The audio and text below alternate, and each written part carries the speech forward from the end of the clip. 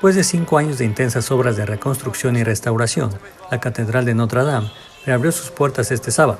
Este evento significativo fue presenciado por aproximadamente 40 líderes mundiales, quienes se congregaron en París para celebrar la ocasión.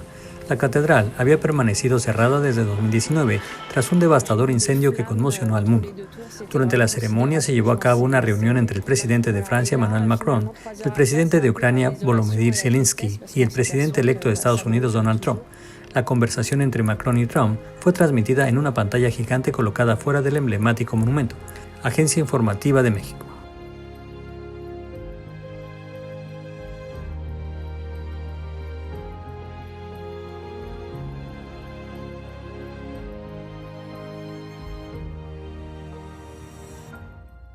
Iconic landmark, and now it's gone-ish, and it's very upsetting to hear. It's shocking, absolutely shocking. Comment ils vont rebâtir, comment ils vont redonner cette touche très très ancienne à cette pièce vraiment incroyable.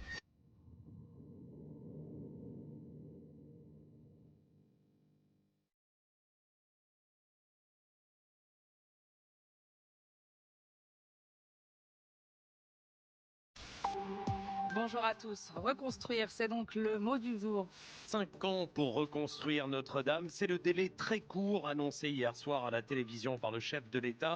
J'ai décidé de donner un horizon court parce que j'étais convaincu que c'est ce qui permettrait d'abord d'avoir un résultat et ensuite de donner une espérance à l'échelle humaine.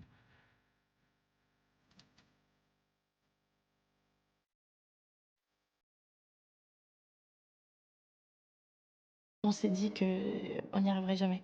C'était vraiment sportif. Il a fallu cet incendie qui a fait craindre d'être définitivement privé de ce monument pour mesurer l'attachement qu'on avait pour lui.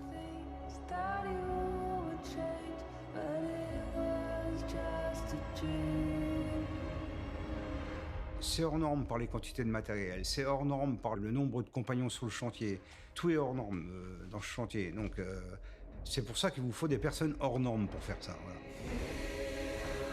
Toujours la même histoire, il faut mettre les gens ensemble, les faire travailler ensemble et les diriger vers un objectif commun. On a les savoir-faire, on a les compétences. Notre-Dame de Paris, c'est des métiers, des métiers, des métiers. Et ça fait tout ce dont est capable l'humanité lorsqu'elle a décidé de faire du beau. Pour les amoureux du patrimoine, c'est avant tout une œuvre qui est essentielle à transmettre aux générations futures, parce que ça fait partie de notre histoire.